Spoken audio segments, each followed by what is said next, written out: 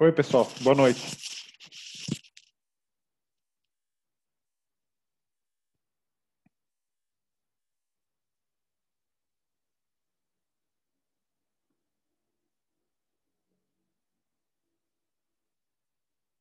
Beleza.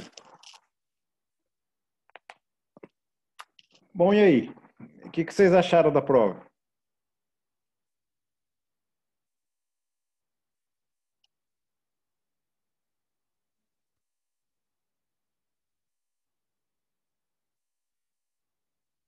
Ou melhor, o que vocês acharam da experiência de corrigir a própria prova?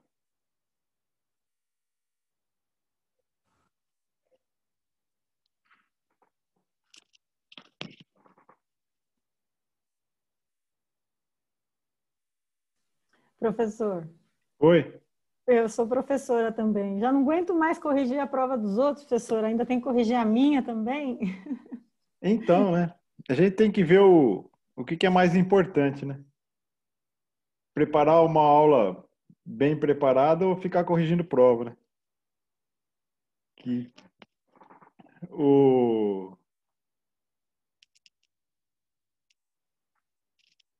Bom, eu não sei. Eu dei uma olhada na correção de vocês e é legal, eu consegui perceber duas coisas bem claras, né? A pessoa que foi muito rigorosa com ela mesma e a pessoa que não foi tão rigorosa assim. Mas ficou tudo dentro da média, entendeu? Se eu fosse corrigir ali, o que eu diria? As pessoas que se deram nota em torno de 5, 5 e pouco, eu provavelmente teria mais coisas para levar em conta.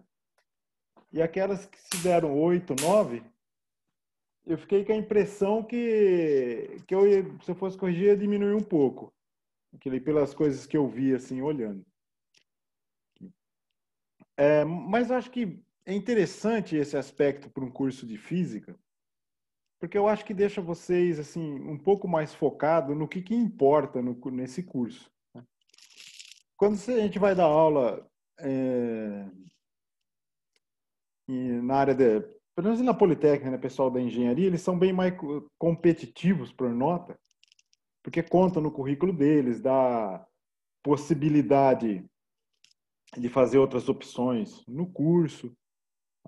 Mas no caso da física, olha, a nota que vocês tiram não é importante. O que é importante é vocês não repetirem aqui. E o importante é vocês entenderem o curso. Porque eu acho que tem muitas coisas que a gente está vendo aqui, que se vocês forem continuar no curso de física, ou mesmo forem dar uma aula nesse nível que a gente tá vendo as coisas, o que você vai precisar é ter entendido isso. Você tirar nota ou não, o que acontece na física é o seguinte: se você vai para a área da pesquisa, você terminou a graduação, acabou. Aí vai ser o que você produziu do mestrado, doutorado e em diante. Essa nota não entra no currículo. Né? Então eu não vejo um sentido muito claro numa preocupação excessiva que talvez algumas pessoas têm com nota. Né? Eu acho que o que é importante para vocês é focarem em entender as coisas. Né? Não ficar tentando fazer tudo quanto é exercício que tem para ficar se preparando para a prova. Eu acho que não é bem esse o foco que vocês deveriam ter. Tá? Mas cada um é cada um. Eu estou aqui mais para ensinar do que para qualquer outra coisa. Não é para selecionar vocês, não, mas sim para contribuir na formação de vocês. Bom, vamos lá. Se alguém quiser fazer algum comentário, fique à vontade, tá? Mas Professor, Oi, fala, João. eu cheguei um pouquinho atrasada. O senhor estava falando da nota da prova, é isso? Não, eu estava perguntando o que vocês acharam dessa ideia de vocês corrigirem Não. vocês mesmos. Ah, tá. Entendi. Achei que o senhor estava falando Não, se o senhor ia corrigir também. não, eu Nossa, não vou sei. corrigir também. Só que Ah, eu tá. não vai dar para mim fazer agora. Mas a minha intenção não é mexer muito naquilo ali, não. No que vocês deram. Eu acho Tá que bom. eles foram razoáveis até. Teve gente que. O professor, quem não conseguiu dar nota a si mesmo ainda, tem que enviar ainda ou não? Não, fica tranquilo, cara. Eu vou corrigir. Só não sei quando. Mas eu vou, tá? Assim que Beleza, sobrar um beleza. tempinho, eu corrijo lá e quem não corrigiu ainda, eu ponho nota. Mas tranquilo, olha, uma ideia maior disso é para vocês tirarem um pouco o foco da preocupação com nota e tentarem buscar entender os temas que a gente está falando, tá? É isso. Bom, começar com a aula de hoje, eu vou mostrar uma coisa para vocês e depois eu volto para esses slides da aula aqui. Deixa eu ver como eu faço para compartilhar uma outra coisa aqui.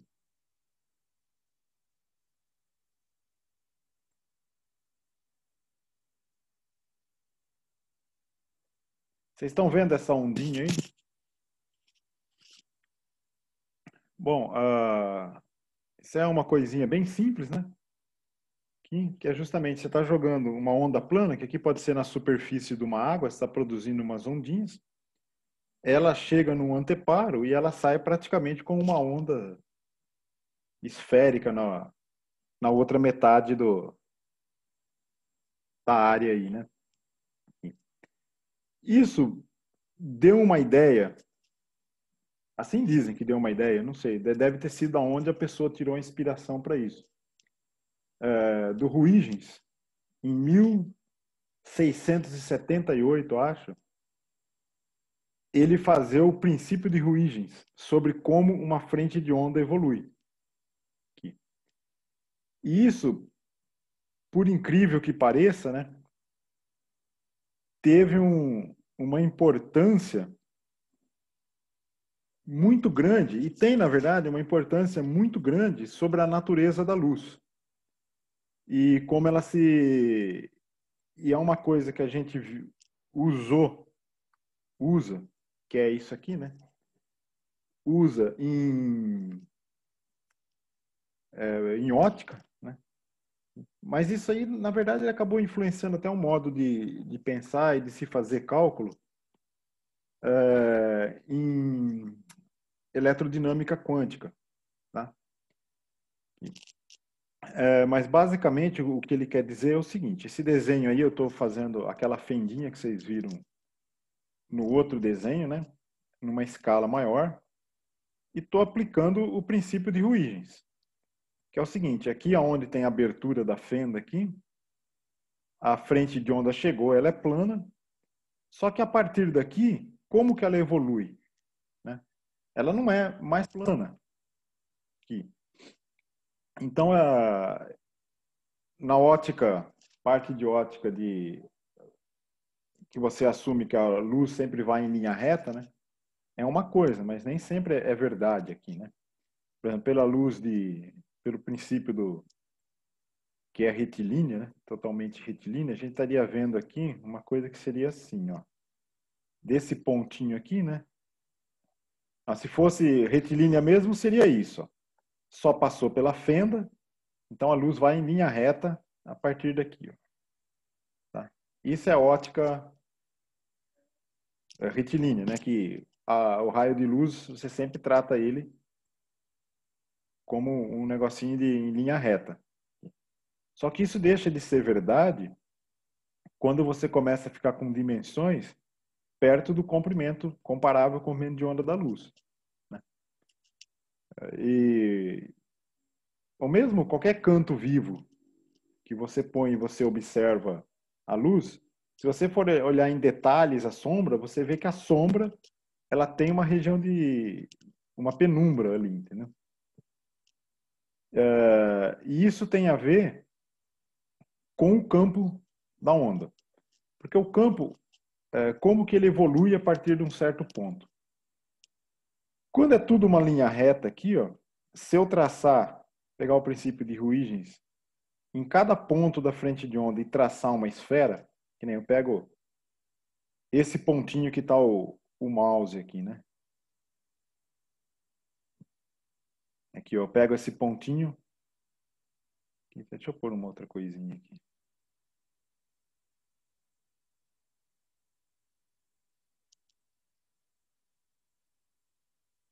Pegar esse pontinho aqui, né? Aí tem uma esfera aqui, tracei uma esfera. Aqui nesse outro, tracei uma outra.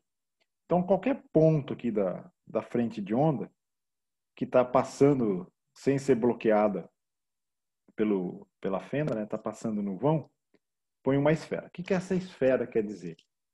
Ela quer dizer assim, olha, no intervalo de tempo ΔT, a frente de onda ela evolui com a velocidade de fase. Então, se eu pego a velocidade de fase da onda vezes o tempo, essa esferinha que eu estaria pondo aqui, qualquer ponto dela, a fase da onda seria a mesma. Então, qualquer esfera que eu trace centrada nesse frente de onda aqui que está na fenda aqui, ela gera várias esferas, né? Só que nessa região interna aqui, olha, uma tem uma fase, a outra tem outra, mas as direções vão mudando. A única que vai estar, por exemplo, aqui tem um ponto que as duas estão em fase, mas aqui se tem uma que está em fase, vai ter uma que está em outra posição que não está. Então, a hora que você junta elas aqui, ó, a resultante delas, você liga a superfície que fecha ela, todas que junta todas elas aqui, que nem eu pus essa verde clarinha aqui juntando tudo, essa é a região onde todas as esferas têm a mesma fase. Aqui. Então aqui, saiu daqui, todos os lugares vão estar interferindo com outra coisa. Por exemplo, aqui dentro, né? Tem outras esferas passando aqui, ó, que vieram de um lugar diferente que não está, que está cancelando essa. Né? Então aqui em cima é onde todas elas têm a mesma fase. E o que a gente vai ver nessa aula é justamente que o campo, né, ele se soma ou se destrói, ele se superpõe. E essa superposição de campo faz com que esse princípio de Huygens determina como que a frente de onda, ou seja, a região que tem a mesma fase da onda, como ela evolui. Então ela está querendo dizer que nesse ponto, né, nessa superfície verde que está aqui, né, todos esses pontos que eu pegar aqui têm exatamente a mesma fase. Aí como que ela evolui depois disso? Eu seleciono vários pontos em frente dessa nova fase que está aqui, né, dessa frente de onda que está aqui, e traço esferas do mesmo raio. Aqui. Aí eu vou gerar uma outra superfície, que é a hora que eu junto todas elas, e sobre ela é a nova região, né, depois de passado um tempo ΔT, que essa frente de onda foi. Ou seja, esse vai ser a região em que todos os pontos ali têm a mesma fase. E assim vai. Então é assim que a frente de onda de uma luz evolui.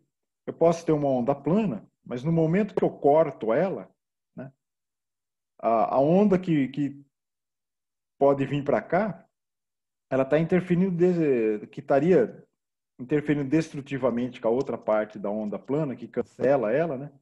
E que então aí sempre seria uma onda plana, que nessa região central aqui, ó. Tá vendo? Ele vai sempre evoluindo com uma onda plana, essa região central. Mas ela vai ampliando, então vai indo luz para outras direções também. Aqui. É o mesmo caso que a gente viu na figurinha ilustrada em movimento que eu pus ali.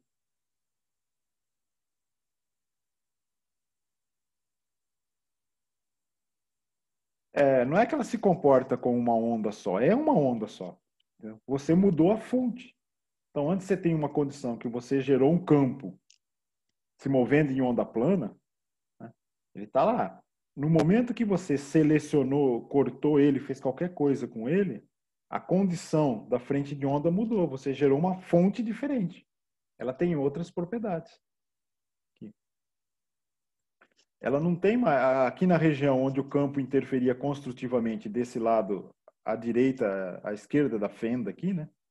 Que faz com que a energia só consiga mover numa direção, você eliminou essa parte. Então agora ela pode se mover para cá sem ocorrer o quê? O processo de interferência destrutiva nessa região. Então por isso que ela consegue se mover para cá também. Isso, a hora que se algum dia vocês forem estudar eletrodinâmica quântica ver a propriedade do campo elétrico com o comportamento das partículas, de luz, tudo. Isso é simplesmente aonde um fóton pode ir, né? Aqui ele não podia sair para cima ou para baixo na região da onda plana, porque ia interferir destrutivamente com os que estavam lá. Entendeu? Aí ele não ia conseguir se mover naquela direção. Inclusive, isso são métodos de imagem que existem. Ah, como assim método de imagem? Olha, você pega uma onda plana, você joga passando no meio do meio, qualquer descontinuidade da densidade, ou qualquer região que tem uma pequena variação no índice de refração, muda a direção da onda. Essa onda que mudou de direção vai interferir destrutivamente com a onda que está propagando em linha reta. Você vai ver um contraste se formar. Às vezes o pessoal põe o ponto de observação a 1 metro, 2 metros, 10 metros. E depende do comprimento de onda que você está usando e como que é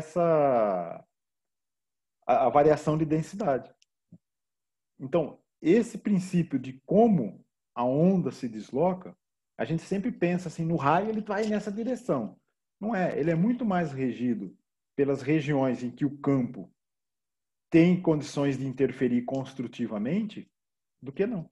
Então, as frentes verdes que eu desenhei aqui, construída a partir do princípio de Huygens, que é pegando vários pontos sobre a frente de onda anterior e traçando círculos para definir o contorno da nova fonte, ele prioriza isso, né? É fase. A região do espaço em que a onda tem a mesma fase. Antes só podia ser numa direção, que era a onda plana.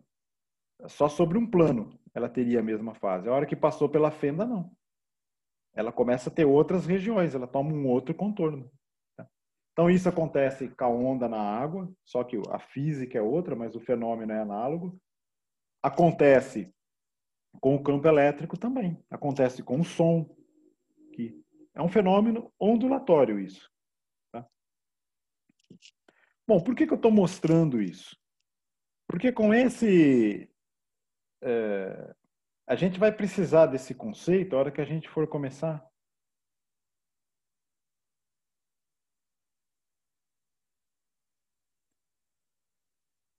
Sim, pode, Eduardo. Você pergunta daqui a pouco. Deixa eu, na hora que for mudar de transparência, você pergunta.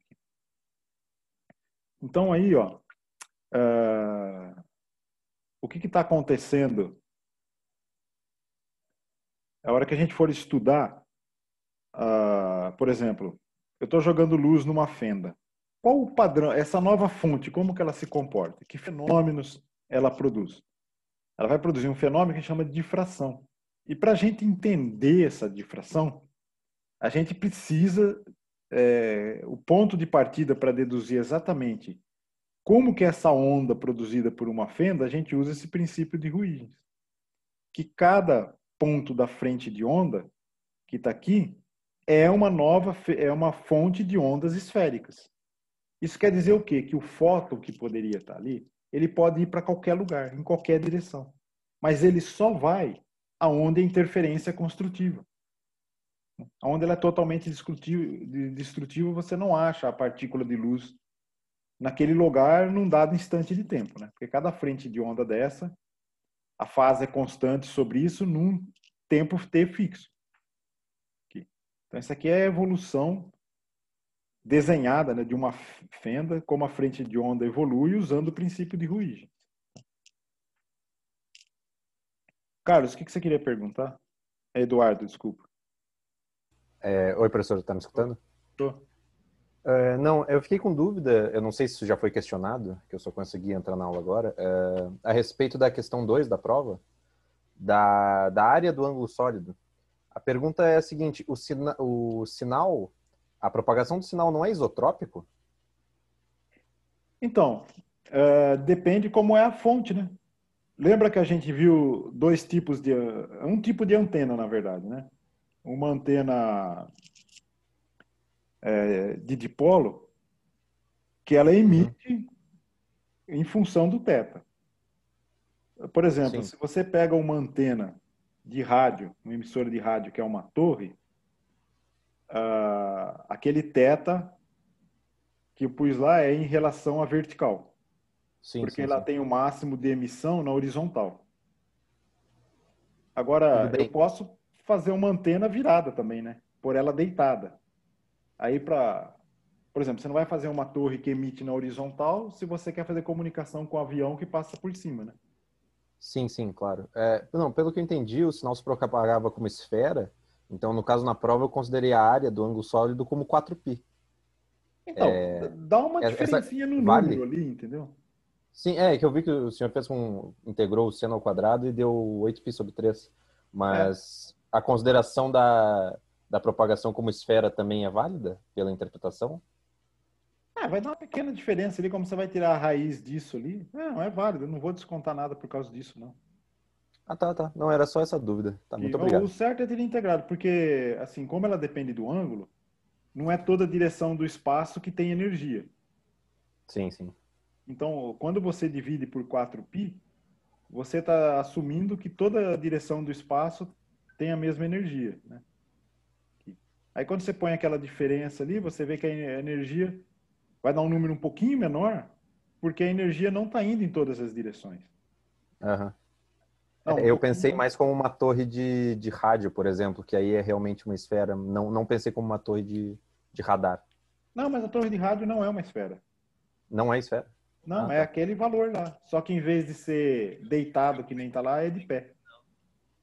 Ah, bom, mas então, ok. Obrigado, viu? Tá bom. Bom, é isso. Bom, aquele exercício foi meio confuso, confesso com você, para você. Né? Acho que teve várias interpretações, até por isso que no fim eu pus, ó, ver como você interpreta, explica que eu considero. Né? Era mais um teste, só para vocês brincarem um pouquinho com a ideia de ângulo sólido e distância. Bom, vamos continuar aqui.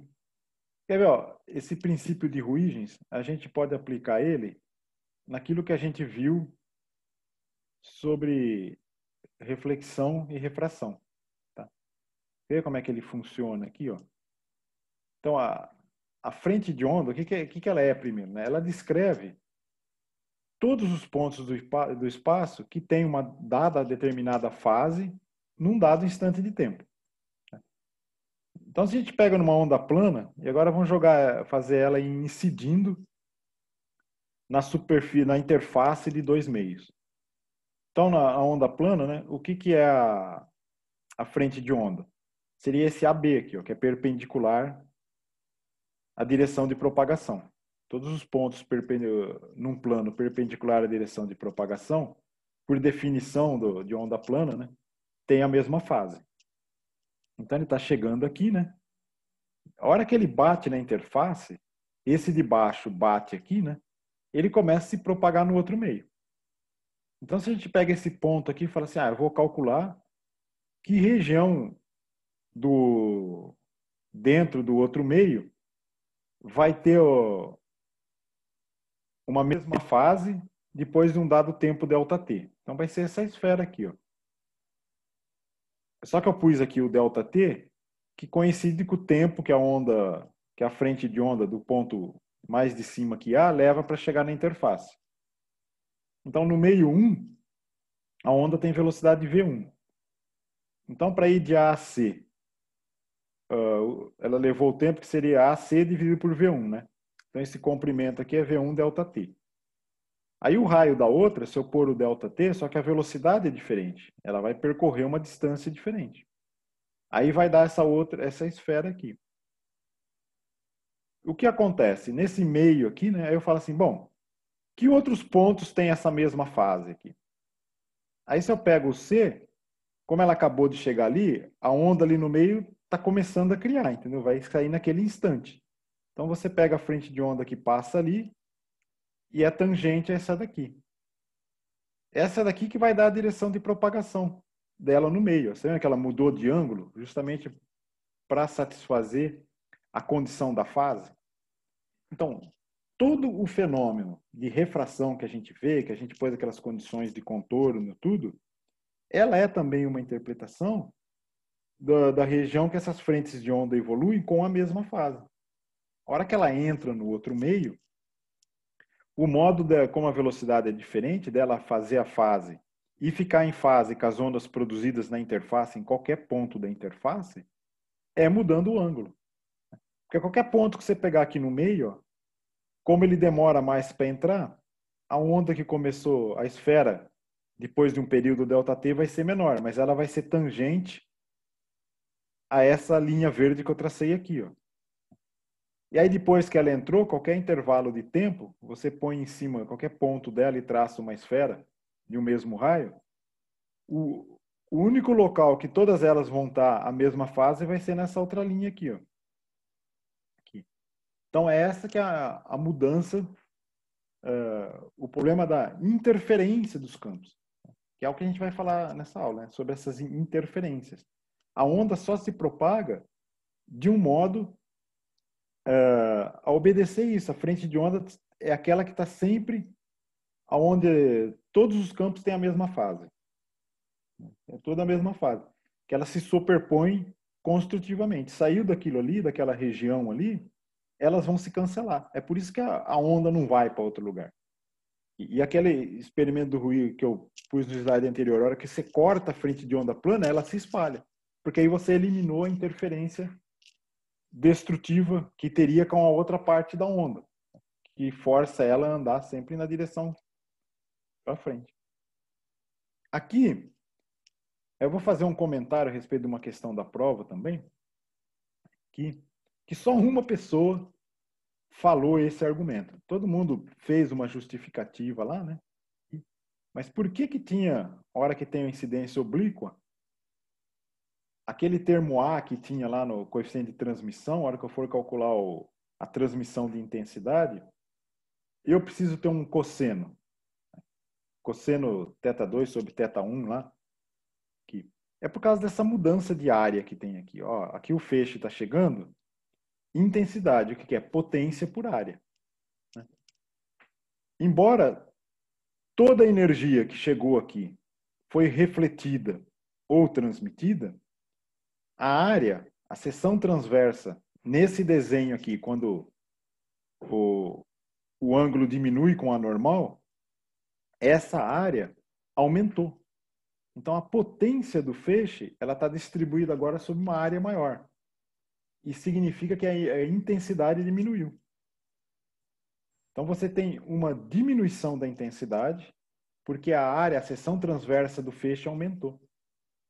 E aquele cosseno, aqueles cossenos que apareciam lá, para quem fez o exercício, né, é justamente para compensar isso daqui. Bom, quando tem na reflexão, dá para fazer essa mesma conta aqui, né? Só que aí, como ela sai no mesmo ângulo, né? A seção transversa do feixe se mantém. E aí a gente não tem essa mudança da área do feixe. Aí a intensidade vai ser... Eu não preciso desse fator de correção devido à variação da área do feixe. Bom? Então, se eu for aplicar o princípio de Hughes agora aqui, é a mesma coisa. Só que o que acontece? A hora que esse feixe aqui em B chega, o que estava em A não chegou ainda. Ele vai levar um tempo. Aí, se eu pego o tempo que ele levou para chegar aqui e traço uma esfera centrada em B com raio V1 ΔT. Ele vai estar aqui, ó. Aí eu traço a frente de onda que pega essa onda que foi gerada em B e a que vai começar a ser gerada em C, dá essa linha aqui, ó, que é por onde a onda vai sair. A frente de onda agora está para cá. Ela só pode se propagar nessa direção. Vamos fazer a conta disso para vocês não ficarem só nessa discussão que eu fiz qualitativa do desenho, né? Vamos ver como é que esse negócio da fase funciona. Então vamos pegar aqui, ó, entre A e C, como que a fase evoluiu. Então vou pegar a diferença de fase φ1, que é entre o ponto que estava na parte mais alta do feixe até ele chegar na interface. Então qual é que é a fase φC? A fase é a hora que ela chegou em C. Então vai ser o vetor de onda no meio 1, a distância que ele percorreu RC, quer dizer, A onda tem aquela expressão da fase, é K escalar R menos ômega T, né? Então é K1 em relação a uma origem que eu pus, né? É o RC aqui na direção de propagação dela. Aqui ela levou um tempo, ela estava em T, a hora que ela estava em A, né? Aí passou ΔT, então ficou T mais ΔT. E aqui é a fase em A, esse termo aqui, né? Menos a fase em A, que é K1RA menos ômega T. Lá na expressão da onda desse fasor é um produto escalar. Aqui, como eu tirei o produto escalar, só ficou o RC, que é na direção de propagação da onda. Só. Então, esse RC e RA é exatamente o segmento de reta entre A e C. Então, aqui ficaria o K1, né? AC menos ômega ΔT. O T some aqui, né? Só ficou o ΔT. Então, o AC aqui é o RC menos RA. O K1 é o índice de refração do meio 1 vezes o vetor de onda no vácuo. Entre os pontos B e C agora. Ali foi entre A e C. B e C ou B e D? Ah, desculpa, aqui é D, tá? Entre os pontos B e D. Que é o ponto B que está na interface, até no ponto D, que está sobre a esfera centrada em B aqui. Ó.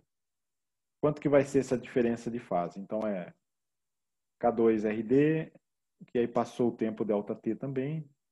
E aqui é o K2 menos o RB menos ômega T. Vai ficar o quê? O segmento de reta de B até D, né? Vetor de onda no meio 2, que é o índice de refração vezes o vetor de onda no vácuo, menos ômega ΔT. É que eu estou explicando que N1 e N2 é índice de refração, K0 é ômega sobre C. E aí a condição, o desenho geométrico do Huygens lá, né? Ele põe os pontos com a mesma fase. Então, se o BD em D e em C eles têm a mesma fase, então, como a onda plana estava na frente de onda, eles têm a mesma fase, essa variação de fase tem que ser a mesma. Então, ela vai resultar, é só igualar o φ1 e o φ2 aqui, você vai ver que vai dar N1AC igual a N2BD. Aí se eu ponho θ1 e θ2 como o ângulo do feixe incidente e do feixe refratado com a normal, aí e a distância na interface, que vai do ponto B ao ponto C, eu escrevo o A e C e o B e D em função dessa distância, que vai aparecer dos dois lados. Aí é só projetar lá com seno θ, né? Faz o desenho lá. Você vê que você vai pôr o A e C em função do tamanho do feixe na interface, né? Que é o BC. Aí você põe o BD também em função desse BC. Aí elimina, você tem a lei de Snell. Então aqui, ó, na outra aula a gente fez todos aqueles condições de contorno, tal, para mostrar que o vetor de onda projetado na interface levava a lei de Snell. Aqui a gente faz simplesmente uma construção geométrica usando o princípio de Huygens e chega na mesma conclusão. Tá? E aí a gente pode ainda fazer mais. A gente pode pegar o ângulo que o feixe refletido com a normal seja um θ1' e repete essa construção aqui, ó. E só que o ângulo D, a posição D agora ela está fora, está no lado refletido. E aí você vê isso, você vê como o índice de refração vai ser igual, você vai chegar na conclusão que o ângulo da onda refletida tem que ser igual ao ângulo da onda incidente. Aí você pode conferir isso, tenta refazer essa conta, ver se você entendeu direito esse conceito da evolução da fase e ver se dá a mesma coisa. Vai sair seno de θ1 igual a seno do θ1'. E tá? Então é a mesma aplicação do princípio de Huygens, que ele, à primeira vista, pode só parecer uma brincadeira de construção geométrica, de centrar esferinhas e fazer as coisas, mas ele diz muito sobre a natureza da onda eletromagnética, que é a propriedade de superposição. e dela interferir e dela se destruir aonde que ela não tem interferência construtiva. E é isso que a gente vai começar a ver agora. A gente vai começar a ver a interferência de ondas e a discussão. Eu vou começar com o experimento de Young, porque foi a primeira pessoa a mostrar essa propriedade da luz. Que a primeira pessoa que realizou o experimento mostrar o quê? Que a luz é capaz de interferir com ela mesma e se destruir. Ou sobrepor a intensidade. O pessoal sempre menciona, né? Olha as ondas na superfície da água.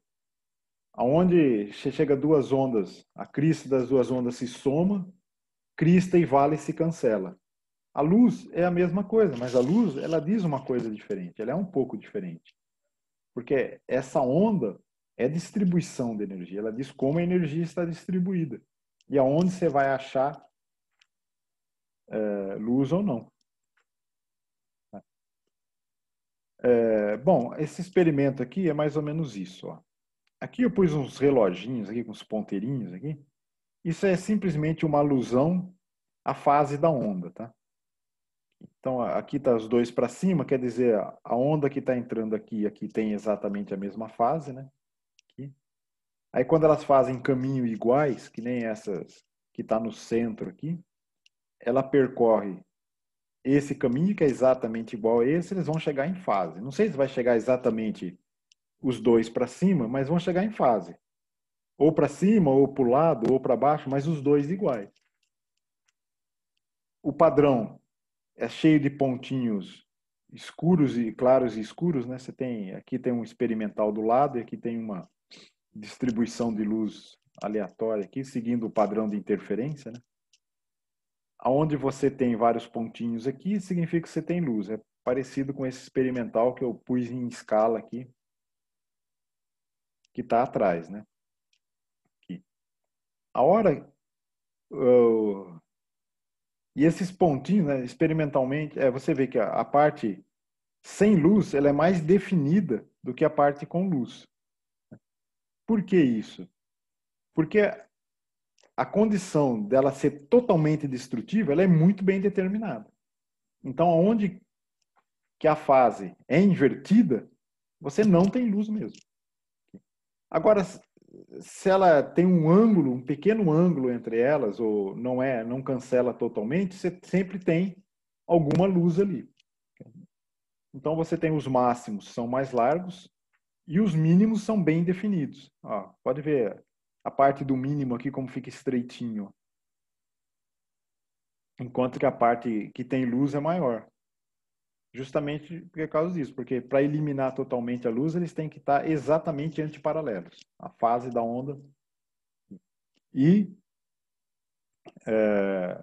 a região com luz é quando ele tem uma interferência parcial. Né? Ele não é totalmente paralelo, mas também não é totalmente antiparalelo. Então sobra sempre uma contribuição ali.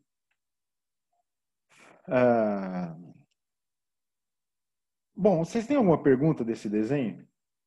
Ficou claro o que ele é? Eu vou começar a fazer algumas deduções de como a gente representa o campo nesse caso, como é que calcula essas diferenças de caminho.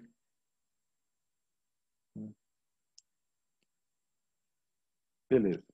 Então, eu vou usar de A até P, que é o ponto que eu vou observar. Vou pegar um ponto sobre o anteparo.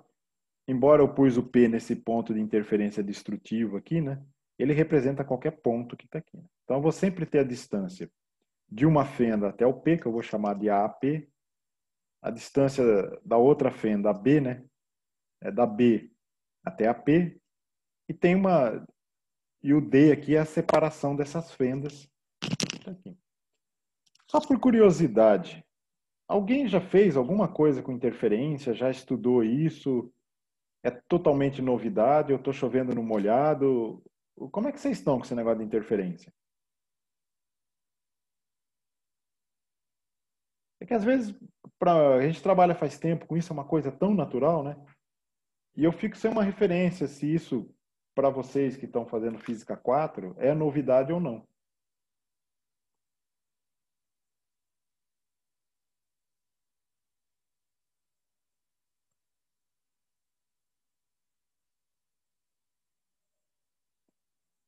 Em física 2, era mecânica. Vocês viram interferência de ondas, não é? Onda em corda. É isso aí, onda mecânica. Agora vocês vão ver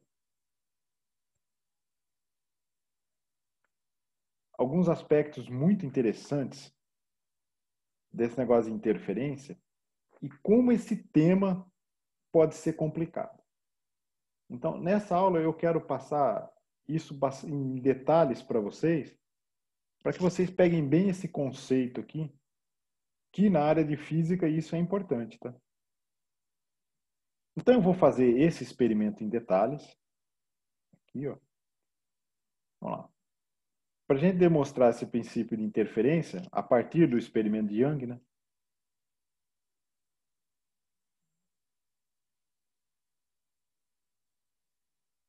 Então a gente está assumindo o seguinte, uma onda plana monocromática incidindo na fenda. Por que isso? Ela está incidindo perpendicularmente, ela vai me garantir que não há defasagem entre a onda que passa que chega numa fenda e a onda que chega no outro. Fala assim, mas essa defasagem é importante?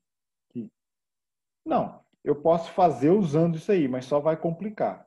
Então eu ponho essa condição para começar da hipótese de que as duas fontes, que agora são as fendas, elas emitem na mesma fase. Então esse é o ponto de partida. Até no fim da aula a gente vai ver quando não está em fase o que acontece, tá? Mas usando fontes genéricas. Ela não é polarizada, não tem que me preocupar com polarização, mas se fosse também, vocês vão ver que isso não vai fazer diferença pela condição que a gente mede o padrão. Vou explicar isso daí.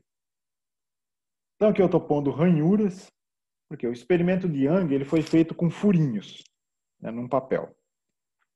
E aquela imagem experimental que eu mostrei ali é feito com ranhuras. É um anteparo que tem duas ranhuras. Por quê? Porque ele só está gerando o padrão de interferência numa direção.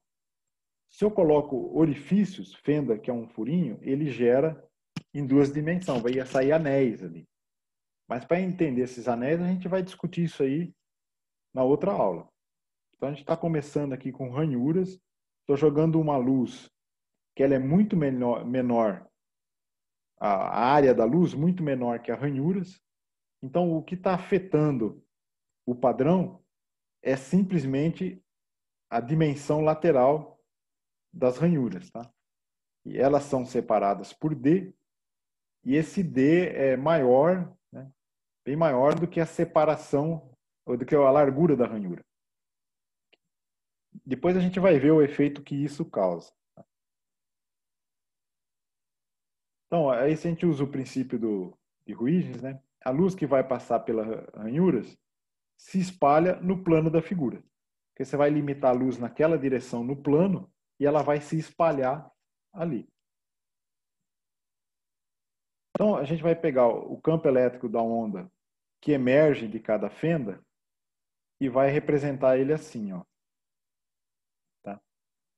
Então, tanto para que passou pela fenda A ou pela B, né? Eu tenho um campo que vai ser uma amplitude, que não vem em questão quanto vale essa amplitude, e essa amplitude cai com a distância na fenda. O R aqui, ele só tá levando a distribuição no plano da imagem lá, né?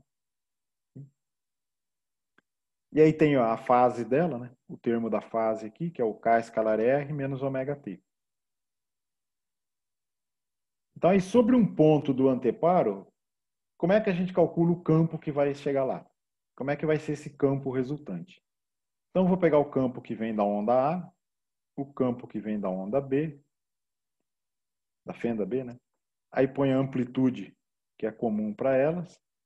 Aí é dividido pela distância. Então, esse R aqui é a distância até no anteparo. O termo da fase, que o K escalar R, né?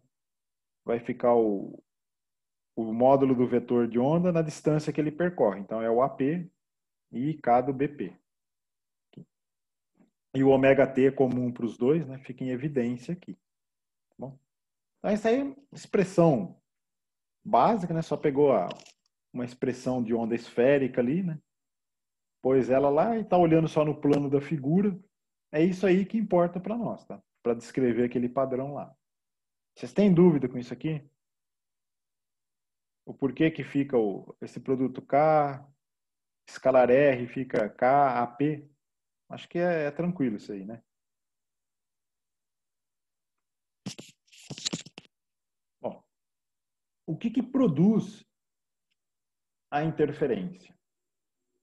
A interferência ela é produzida pela mudança na fase devido à diferença do comprimento percorrido por cada onda. Então, de uma fenda, a distância que ela percorre é AP, e para a onda fenda, a distância que a onda percorre até chegar no ponto P é o AP mais um ΔX. Então, se a gente põe essa expressão aqui, o que a gente pode simplificar? Então, a gente põe o AP, vai ficar comum para as duas, né? Eu pus em evidência aqui o AP. Então, essa aqui que não tinha... Aqui tinha o AP embaixo, eu passei para cá. Aqui não tinha o AP embaixo, eu pus AP mais ΔX, que era o BP, né? Aqui. E o AP ficou em cima, porque eu pus ele para fora. Agora, ó, a hora que eu escrevo dentro da fase, onde que tinha o BP, eu ponho o AP mais ΔX, o AP fica comum para os dois termos. Então, ele saiu para fora aqui, ó. E aqui ficou só IK ΔX. Então, aqui já fica o termo que não vai sumir a hora que eu calculo a intensidade. Né? Todo esse número que está na fase aqui, ó, a hora que eu calcular a intensidade vai sumir. E esse aqui não. Então, aqui a gente começa a usar essa propriedade do campo, de a gente estar medindo longe, levar em conta as distâncias, o que é grande e o que é pequeno. Então, a primeira coisa que a gente tem é que a separação das fendas é muito pequena. Se ela é muito pequena, aquela diferencinha ΔX entre o comprimento do percurso que sai de uma fenda ou da outra vai ser muito pequena também, porque elas são muito próximas. Então, o ΔX ele vai ser uma coisa muito menor do que a distância da fenda até na tela. De que ordem que é isso? Aquele padrão experimental que eu mostrei ali, a gente vai discutir ele em mais detalhes daqui a pouco, mas ele tem metros, né, entre o anteparo, entre a fenda e o anteparo, que aqui nesse caso é da ordem do AP, então esse AP é da ordem de metros e o ΔX é da ordem de microns, que a separação entre as fendas é da ordem de micron.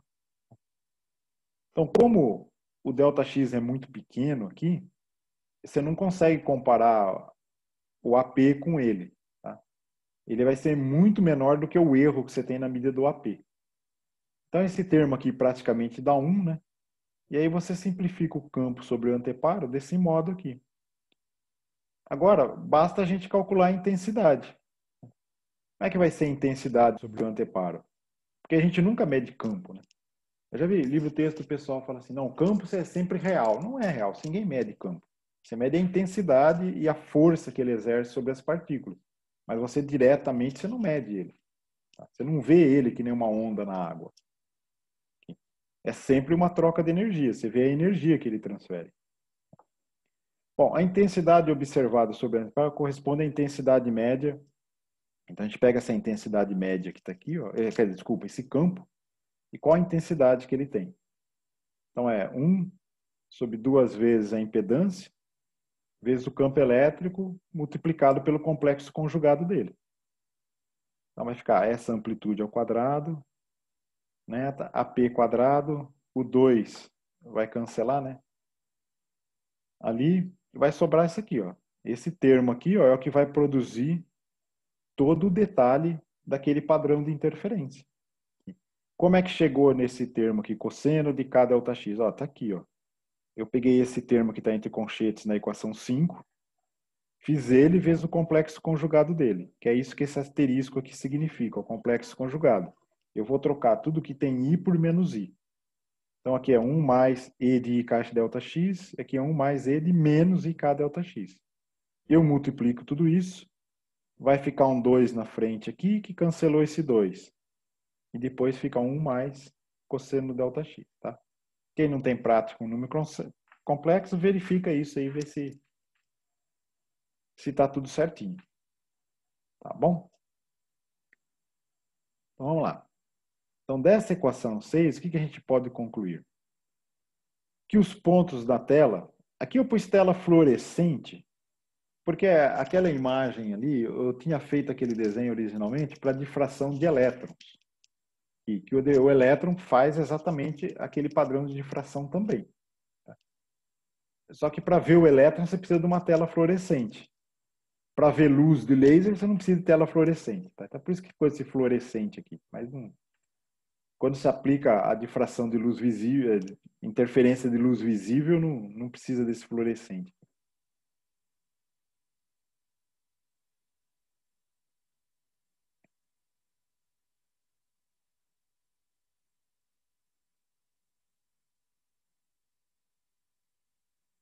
Ah, sim, olha. Então, como a hora que a gente fez a expressão do campo, a gente levou o fato que a intensidade cai com a distância, se você for olhar lá, a intensidade naquela expressão, ela cai com o aumento da distância à fenda, com o aumento ao quadrado. Então, para representar esse AP, vamos fazer o seguinte, olha, eu estou pegando duas distâncias aqui. Uma é a distância da fenda até na tela, distância perpendicular, né, que é o L, e o Y é a distância sobre o anteparo. Então, o AP ao quadrado, na verdade, é L quadrado mais Y quadrado.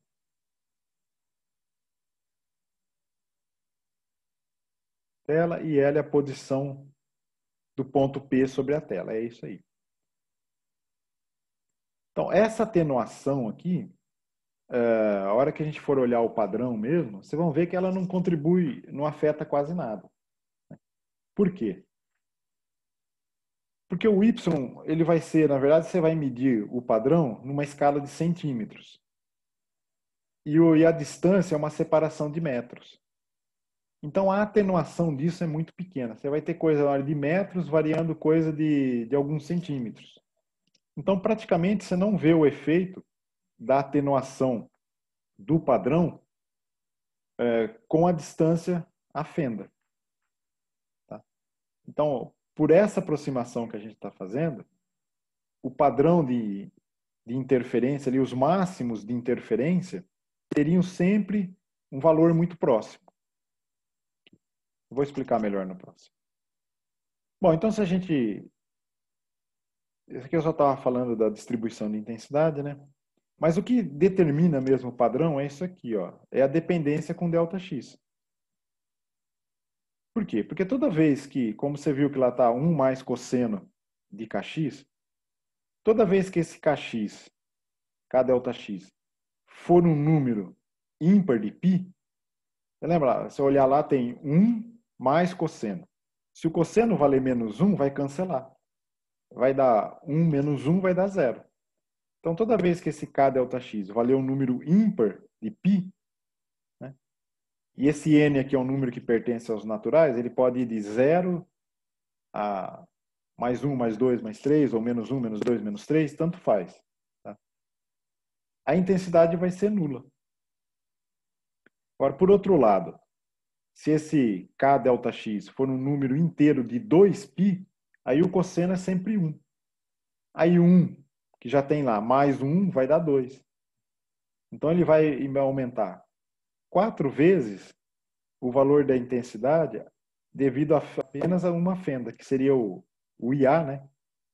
A intensidade somente da fenda A seria isso aqui.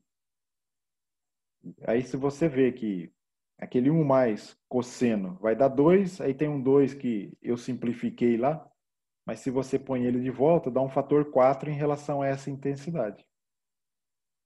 Então, aquela equação que a gente deduziu ali, né, que é 1 mais aquele cosseno de Kx, ele explica um padrão assim, ó, que ele vai ter interferência destrutiva toda vez que o ΔX é um número semi-inteiro do comprimento de onda. E vai ser 4 vezes a intensidade de uma só fenda, né, se o ΔX é um número inteiro de comprimentos de onda.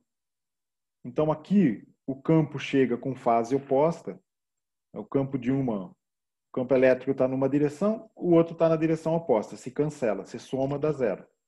Você não vê luz ali. Aí no outro, se eles se somam, aí você tem um aumento da intensidade por 4 vezes.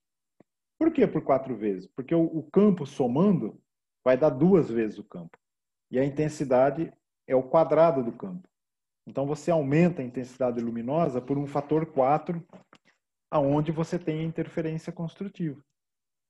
Entenderam? Fazer uma simulação, que eu fiz assim, a simulação teórica daquela expressão da intensidade exata, tá? Sem aproximação nenhuma, sem levar em conta que o D é muito pequeno em relação ao Y, que o Y é muito pequeno em relação ao L. Depois os valores do jeito que a gente teve lá na equação 6. A única coisa que eu fiz, eu peguei aquele 1 mais cosseno de kx e reescrevi aquilo em função de cosseno ao quadrado de kx sobre 2. Só estou usando uma igualdade trigonométrica, tá? Então a equação 6 é exatamente essa daqui. Então aqui eu pus aqui tem esse 2 que fica na frente, né? E aqui tem a expressão do IA, mas está faltando o 2 aqui. Então se eu ponho o 2 de volta aqui, né? Eu fico assim, 4 vezes a intensidade de uma das fendas, né? No ponto Y lá, cosseno ao quadrado de K ΔX sobre 2. Então aqui você vê que ela varia, porque o cosseno ao quadrado ele vai de 0 a 1.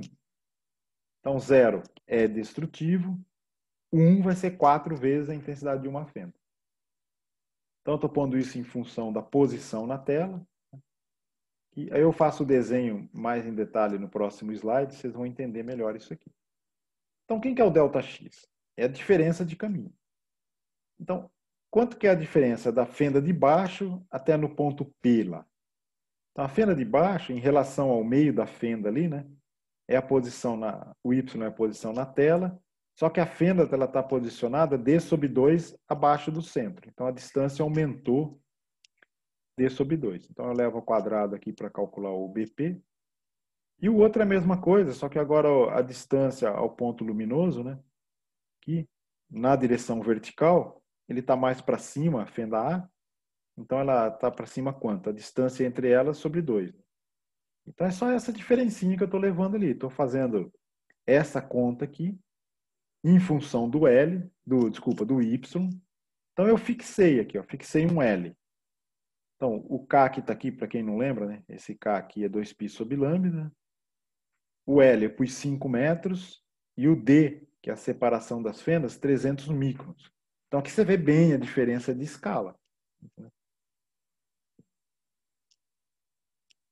Então, e aí você olha o padrão, então pus vários máximos aqui, né? Aqui eu estou variando o Y, nessa expressão aqui. Se alguém quiser brincar, isso aqui é bem simplesinho de você fazer, dá para fazer até no Excel lá, dá para fazer esses valores aí, vocês veem o que está acontecendo. Então aqui tem o central. Então, a luz que vem por cada fenda sempre percorre o mesmo caminho para chegar no central, então não depende do comprimento de onda. Esse aqui é sempre construtivo, né? Aqui eu fiz para 2 comprimentos de onda diferentes. Aqui. Então aqui seria um laser vermelho e um laser verde, né? O que você observa aqui, né? Você vê que cada comprimento de onda vai produzir luz numa posição. E vai dar construção de interferência construtiva ou destrutiva em uma posição. Então, só por aí você já vê uma aplicação importante desse negócio de fenda, né? Você pode decompor o espectro. Se você joga uma luz com vários comprimentos de onda, a hora que passa por ali, os máximos não vão coincidir. Você vai ver coisa colorida, corzinha do arco-íris distribuída nesse padrão aí. Tá? Mas para você fazer isso, eu vou fazer com qualquer fonte de luz isso daí. Você não faz com qualquer fonte. Por quê? Porque a luz são extensas. Se você pega uma fonte qualquer, ela é extensa. Vem luz de todas as partes dela. E cada uma vai percorrer um caminho. Então ela não tem uma fase definida. A hora que ela chega na fenda, você tem luz com todas as fases chegando ali. Então você não consegue ver isso. Você precisaria usar uma luz coerente. Se você pega uma fonte pontual, você consegue ver isso. Porque a fonte pontual, toda luz que sai dali vai ter a mesma fase a hora que chega nas duas fendas. Que foi esse o experimento do Huygens, na verdade. Ele pegou uma luz difusa, uma fenda pequenininha para ser a fonte de luz, que chegou nas fendas. Aí você consegue ver o padrão. Mas, bom, e o que eu estou comentando aqui embaixo é o seguinte, olha. Como a gente está usando... Você vê que o padrão se forma, mesmo você estando a 5 metros de distância, numa escala de centímetros. Tá vendo? Aqui o Y está em centímetros. Então, esse Y ser muito menor do que L faz com que a intensidade do IAL, que depende desse AP quadrado aqui, ó, que seria esse termo que está aqui na equação 9, aqui, esse Y é muito pequeno, o D é menor ainda. Então, isso aqui é praticamente o L. Então, é por isso que você não vê variação dos máximos de intensidade aqui. Para você ver esses máximos começar a variar, aqui você precisaria medir isso, em vez de centímetros, numa escala de metros. Aí você ia começar a ver variação desse padrão. Vamos fazer um experimento disso daí. Bom, não é fazer o experimento, é fazer um exercício de como, na verdade, a gente mede isso no laboratório. Porque tem uns cursos que a gente faz, não sei se vocês vão fazer isso aí, mas aí no laboratório você vai lá e você tem as fendinhas, você tem o laser, você tem a trena para medir, você tem o papel milimetrado que você põe lá e vê a distribuição do padrão.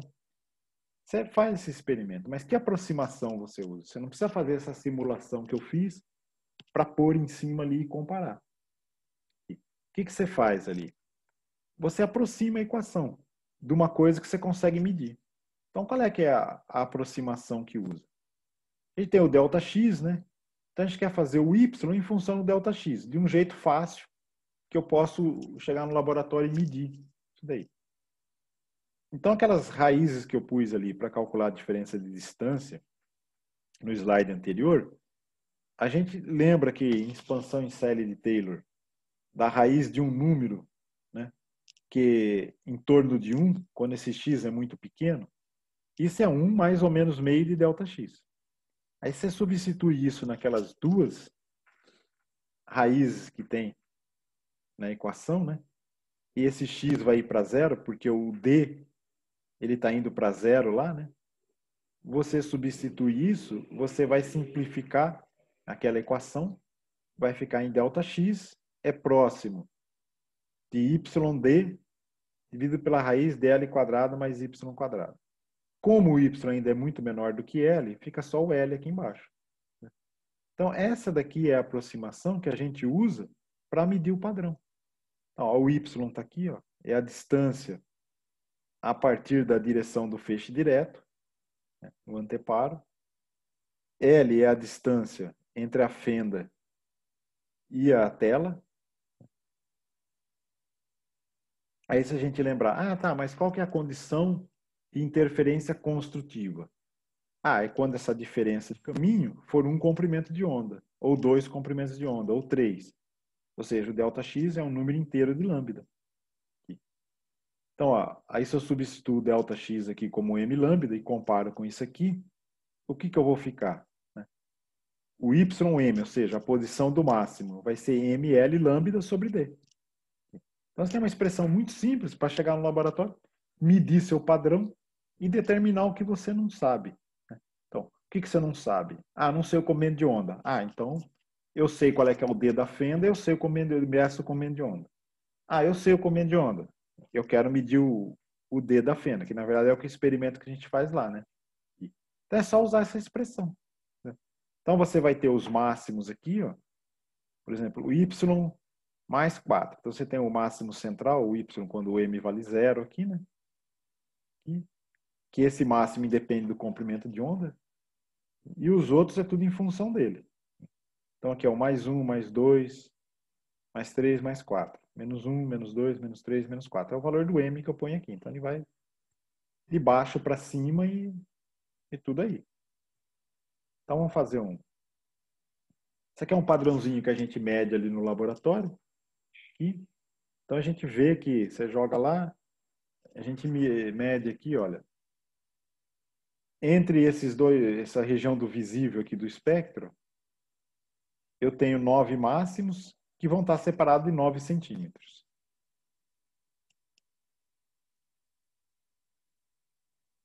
Então, aqui até pus um errinho na medida dessa distância aqui, né? Mais 1 milímetro de erro ali. Por quê? Porque a região de máximo de luz, ela é mais larga que a região sem luz. Então, um jeito de medir esse padrão seria, na verdade, ter mais precisão, né? É medir a região sem luz, né? E que ela é mais definida onde ela ocorre. Mas aqui eu fiz medindo o máximo de luz. Então, esse laser vermelho que a gente usa lá é 680 nanômetros. A distância fenda tela é os 5 metros, né? Então, se eu peguei 9 máximos, quem que eu tenho que comparar? Ó, esse central aqui é o 0, né? Aqui é o mais 1, mais 2, mais 3, mais 4. Então, se eu pego do... Aí aqui ele tem 4 para cá, 4 para cá, que eu vou até o y menos 4 aqui, e o do meio, que é o y0. Então, dá 9 máximos. Mas a distância entre eles, ó, o delta y daqui ali, é o y mais 4 menos o y de menos 4, que vai dar 8 L lambda sobre D. Então, quem quer a separação das fendas, é só trocar as coisas de lado aqui, ó. Vai ficar 8, 5 metros, 680 nanômetros, dividido pelo delta y. Eu até pus o errinho dele aqui, porque é o errinho mais significante que tem, tá? E aí vai ficar 302 mais ou menos 3 microns. Se eu colocar o erro em 5 metros, quando a gente mede com a trena ali, vai dar um errinho da ordem de milímetros. Então ele tem, ó... Quer dizer, se levar em conta somente o erro da trena, né?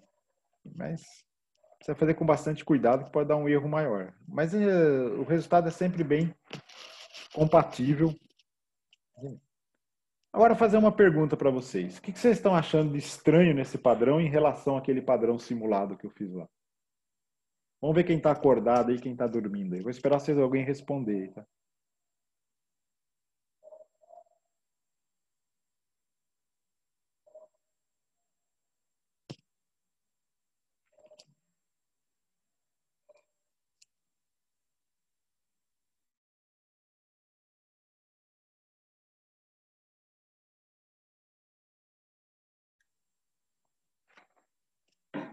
Vai, pessoal, acorda, para de assistir novela aí, responde o negócio aí.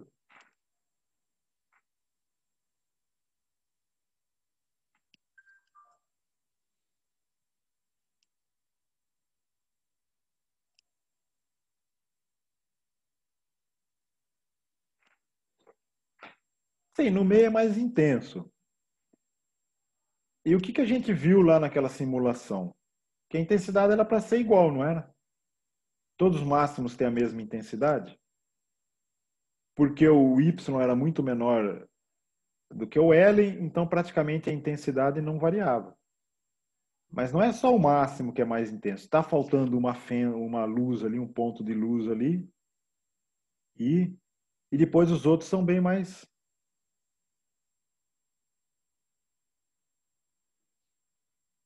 Aqui. Que difração? Qual difração que faz os raios convergirem no meio?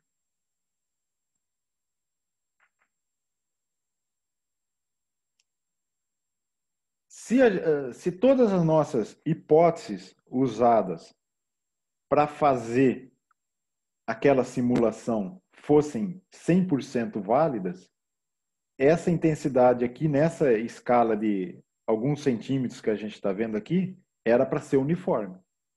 Todos os máximos ser brilhantes, que nem esse central. Por que que não é?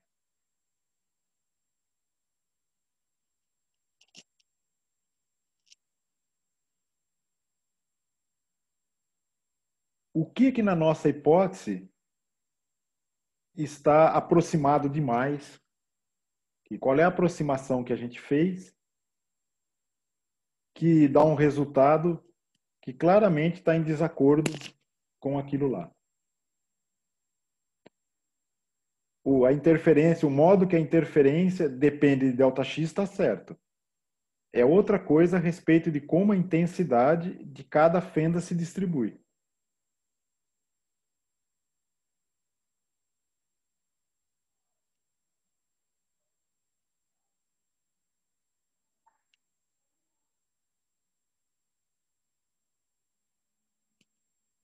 Que ângulo que é esse, Matheus?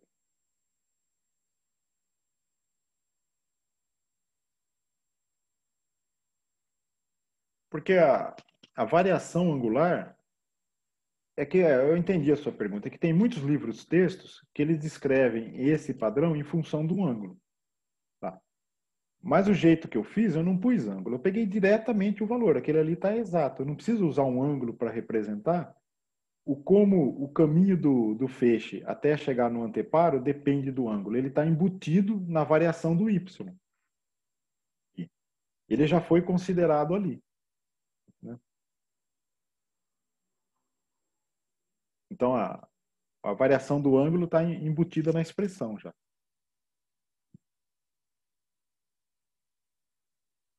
O que está faltando aí é uma coisa que a gente vai ver, não vai ser nem na aula que vem, vai ser na outra ainda.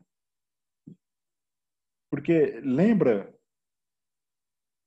que a hora que a gente falou do princípio de Huygens, a frente de onda, a hora que ela passa pela fenda, ela evolui, o modo que ela evolui. E por causa disso a gente fala, é uma onda esférica, e pegou uma onda esférica.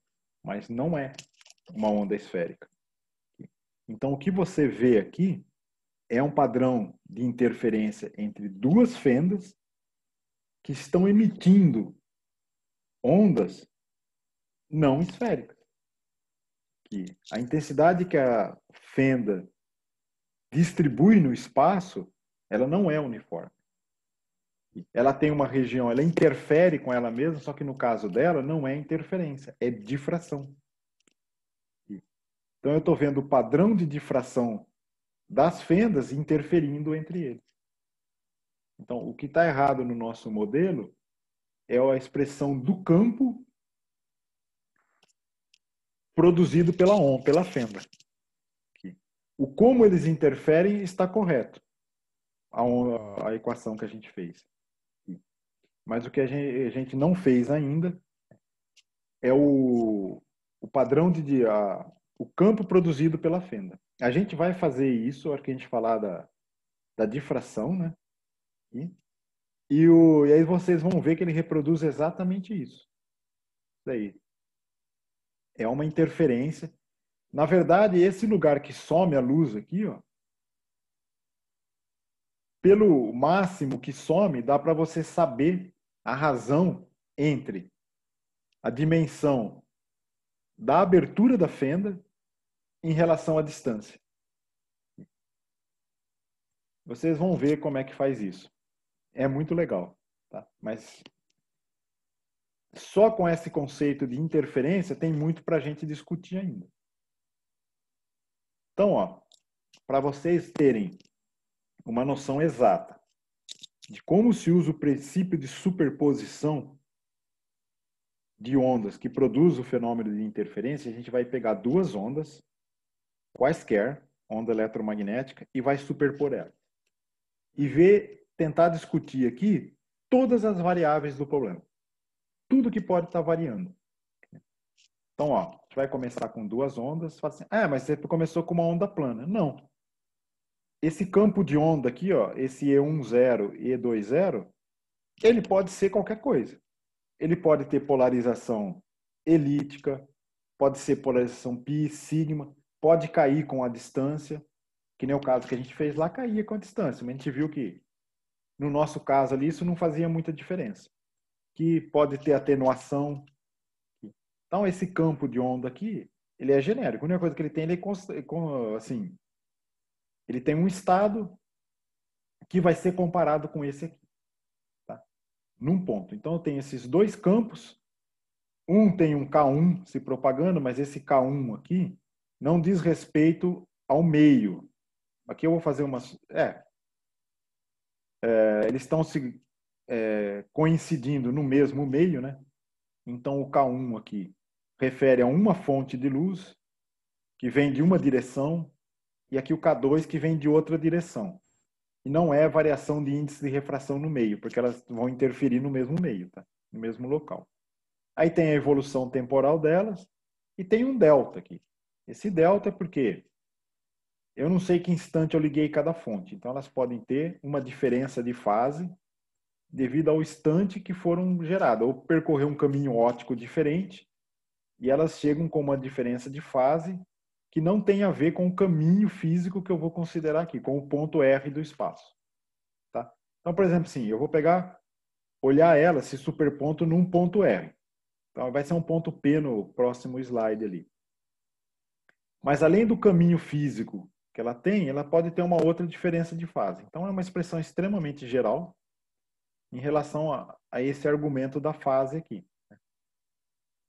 E aí resulta nesse campo. Então, já estou pegando toda essa dependência de caminho óptico e de caminho físico aqui, deixando em evidência nessa fase φ1 e φ2. E só o ômega-t que está de fora. Tá? Por quê? Porque elas se coincidem no mesmo instante. Então, o tempo vai ser o mesmo para as duas. E aí eu tomo a intensidade disso daqui. Então, é o meio do módulo disso aqui ao quadrado. Vai ficar isso aqui. Ó. Aí aqui tem o φ1 e φ2, quanto que ele vale? Vai ser... Esse N é para o 1 ou 2, né? Tal, N1 ou 2. Ele representa quaisquer possíveis valores de fases das ondas. Então, isso aqui não está restrito a nenhuma condição. Pode ser qualquer valor de fase, qualquer diferença, qualquer montagem maluca que eu faça.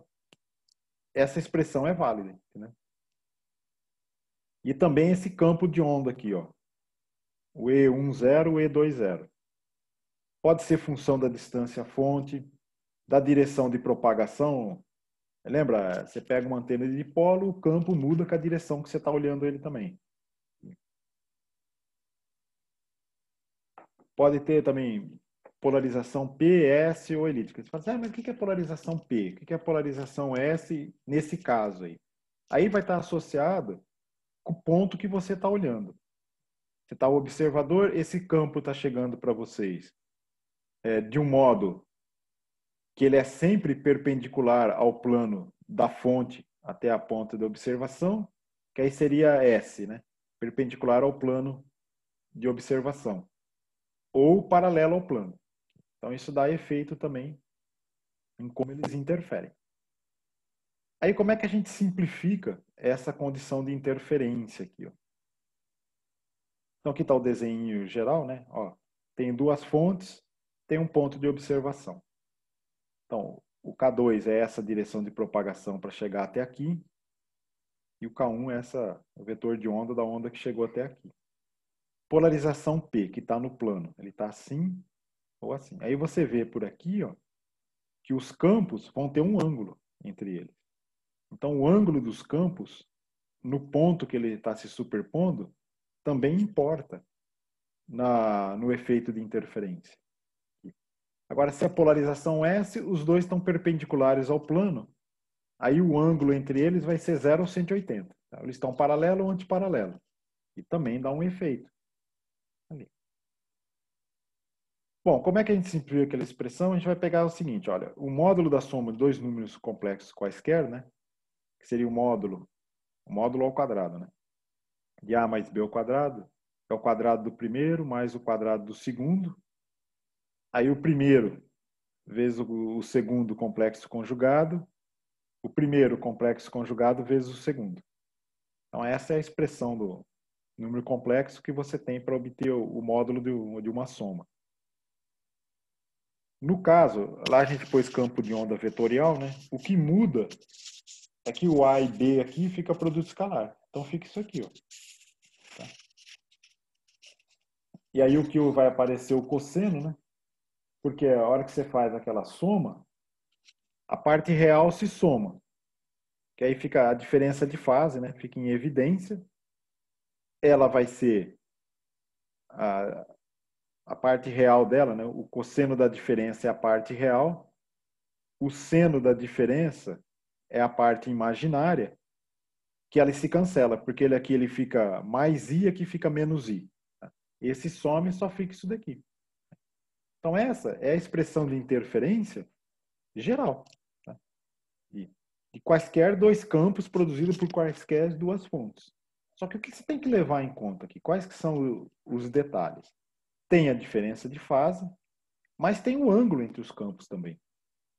E também tem o fato que ele pode ser complexo. O próprio campo de onda pode ser complexo. Que nem a gente não descreveu onda elíptica, com polarização elíptica, que você tem uma diferença de fase entre o modo P e o modo S, e você pode representar isso como um número complexo. Então, às vezes, o campo de onda ele também é um número complexo. E aí você precisa fazer esse complexo conjugado para calcular isso daqui, tá? Mas só que todo esse efeito aqui, ele vai afetar o quê? Simplesmente o processo de interferência. E aí, por exemplo, se é totalmente destrutiva essa interferência, esse termo aqui dá zero por qualquer motivo, ou por causa da diferença de fase, ou por causa do ângulo entre os campos, você tem intensidade 1 e 2 separadamente. Você tem a intensidade da 1 mais a intensidade da 2, como se elas fossem independentes. Ou você tem um processo de interferência, que vai mudar essa intensidade. Pode anular totalmente, fazer ser zero, ou pode, no máximo, dobrar isso daqui. Aí você vai ter 2 vezes isso, vai dar 4 ampliação no campo de uma delas. Então aqui, ó, é o seguinte, quando a gente faz análise do experimento de Young, você lembra que eu comecei com campo escalar? Eu não falei da direção dele, eu não fiz produto escalar do campo de uma fenda com a outra. O porquê que eu não fiz isso? Por que lá não precisa? Porque como eu observo o padrão muito longe, K1 e K2 são praticamente paralelos, o produto escalar do campo é praticamente o módulo de cada um. Eles estão praticamente paralelos. Vem por uma fenda e para outra. Ó, imagina essa polarização sigma, você está vendo que já está paralelo, que é perpendicular ao plano daqui. Agora a polarização P, eles podem ter um ângulo aqui, mas só que eu vou pondo isso aqui para infinito, ó, esses caras, o K1 e K2 vai ficando paralelo, e o campo E1 e E2 vai ficando paralelo também. Então o ângulo entre eles é praticamente zero. Então por isso que naquele caso ali, eu não preciso levar em conta o ângulo entre os campos. Então, para qualquer polarização do campo, aquele experimento funciona, porque eu estou olhando o quê? O que se chama de campo distante. Você tem uma fonte, elas estão interferindo ali, produzindo um efeito de interferência, mas você está medindo isso muito longe. Então, só te importa o efeito não tem a ver com o produto escalar dos campos. Que, se as fontes forem idênticas, né? Você está vendo só o efeito da diferença de fase, que foi a gente fez lá.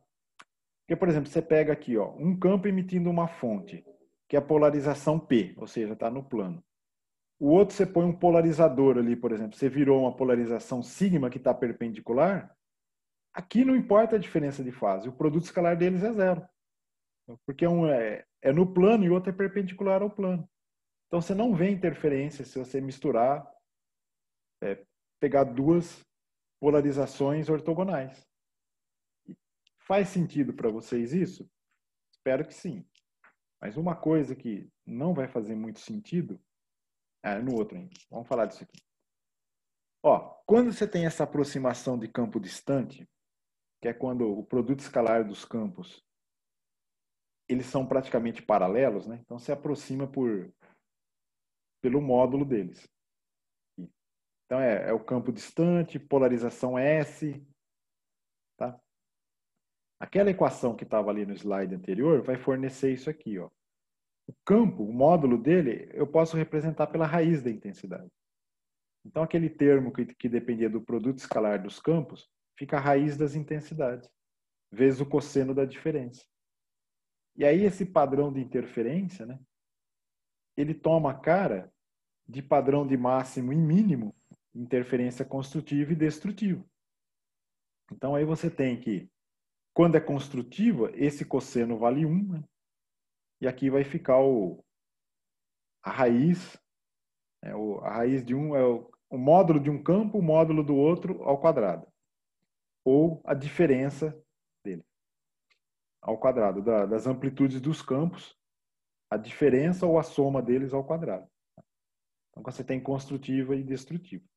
Aí você vê que, se os campos têm a mesma intensidade, eles têm o mesmo valor do campo de onda, você vai do céu ao inferno, ou seja, você vai de 0 a 4. Então, você tem 0, você não tem nada, ou você vai a 4 vezes a intensidade de um dos campos, de uma das fontes. Então, se isso não é total, você tem o mesmo padrão de interferência, você vai ver os máximos e mínimos, mas só que ele não chega aí a 0 e nem chega aí a 4 vezes. Você vai diminuindo o nível de contraste do seu padrão de interferência. E o padrão de interferência ele é muito usado em física. É uma das coisas que o engenheiro detesta, porque eles não entendem muito bem, e os físicos nadam de braçada nisso daí. Porque todo estudo que a gente faz sobre padrão de interferência está associado com a estrutura das coisas. O que faz interferir, o que faz a luz, na hora que ela percorre caminhos diferentes, que informação ela está me dando da estrutura. E eu posso medir com um padrão de interferência. Então, eu ponho um comprimento de onda. Aqui no caso da luz de nanômetros, eu vou ter informação sobre a variação espacial de alguma coisa em escala de nanômetros. Que nem o padrãozinho da fenda que está lá. E ali o caso é micro, mas olhando a olho nu não consigo ver as fendas separadas ali, medir aqui. Aí eu jogo um laser, tem um padrão de interferência, eu sei quanto é. E assim vai. Então, a luz ou seja, qualquer radiação eletromagnética, na verdade, ela é uma sonda que eu jogo em alguma coisa e observo o padrão de interferência, que me dá uma informação da estrutura dela. E é um recurso que a gente usa muito. E isso é uma coisa que vocês têm que saber decore e salteado. Fazer um exemplo de usando esse conceito aqui, para vocês verem. Esse aqui é o caso simplificado, tá? A maioria dos cursos vocês veem só esse caso aqui, quando você pode aproximar que o produto escalar do campo é bem próximo do produto do módulo dos campos. Mas, num caso geral, o que acontece? Vamos fazer esse exercício aqui. É um exercício simples. Aqui. Que é o seguinte, olha. Imagina um sistema de coordenadas aí no plano, né? É um plano. Você põe uma antena e oposta numa distância da outra aí, né? Eu estou pondo uma, por exemplo, peguei um plano cartesiano, né? Então, uma na coordenada y 250, outra na coordenada y menos 250, e estou viajando ao longo do eixo x aqui. E estou medindo o campo que eu estou vendo. Que propriedade essas fontes têm? Bom, elas são coerentes, ou seja, não tem nada perturbando o sinal delas. Tem a mesma frequência, então elas vão oferecer o fenômeno de interferência. Né? Mas eu posso ter polarizações diferentes e diferenças de fases diferentes. Lembra que na expressão da fase lá eu pus um delta 1 e delta 2, que é uma diferença de fase entre as fontes, que não depende do caminho? Então, a gente pode pôr aquilo ali e ver o que afeta. Então, aqui vem o negócio, né? Isso aqui é assim, você está viajando ao longo do X, você passa entre as fontes. O X está exatamente a mediatriz, né? A reta mediatriz dessas duas fontes. E você está observando um padrão de intensidade. Então, você tem 4 opções que é dado aqui. 3 são tem intensidade e uma não tem nada. É que ele fala, olha, numa das vezes que se passou ali, não se observa sinal nenhum. E cada uma dá um padrãozinho diferente. Vocês conseguem entender esse padrão? Conseguir ver o que está acontecendo em cada caso aí? E 2 minutinhos para vocês pensarem. Está escrito aqui do lado, ó, vê se faz sentido para vocês.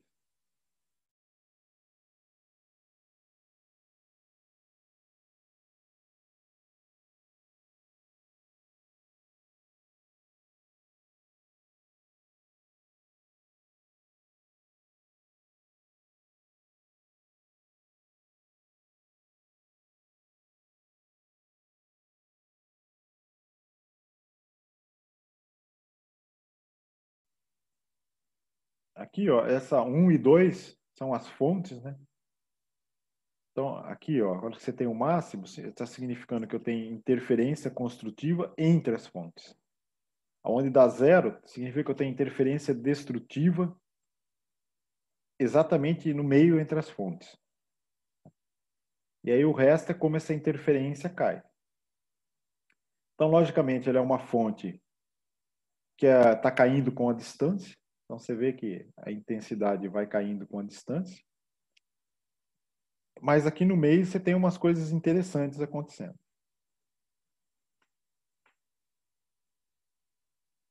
Alguém se arrisca?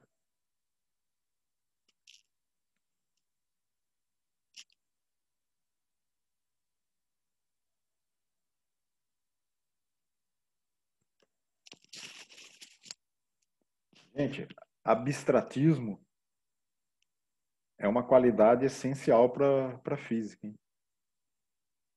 Olhar esses grafiquinhos malucos que a gente faz e compreender tudo que ele quer dizer. Quando vocês vão ler um artigo científico, vocês vão ter que fazer isso, né? Vocês vão assistir uma conferência lá, os caras põem esses gráficos malucos aí, vocês têm que entender o que está representando lá. Pratica um pouquinho aí.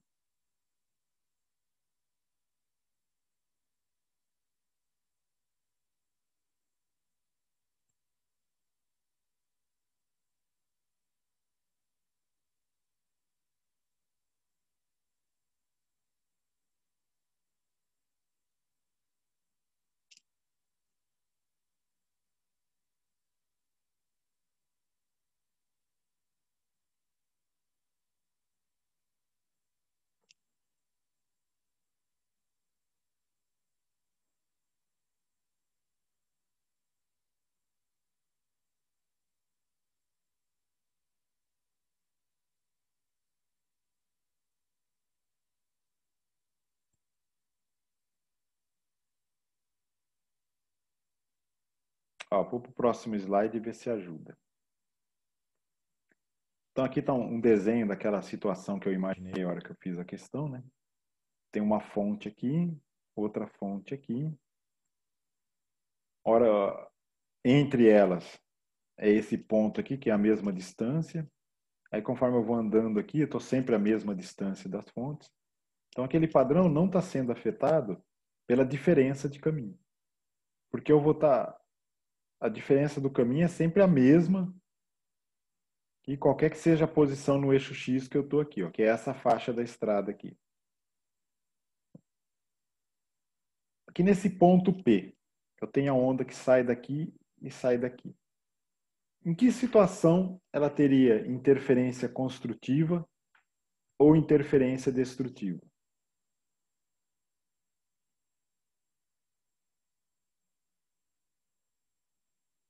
Vocês estão aí, pessoal?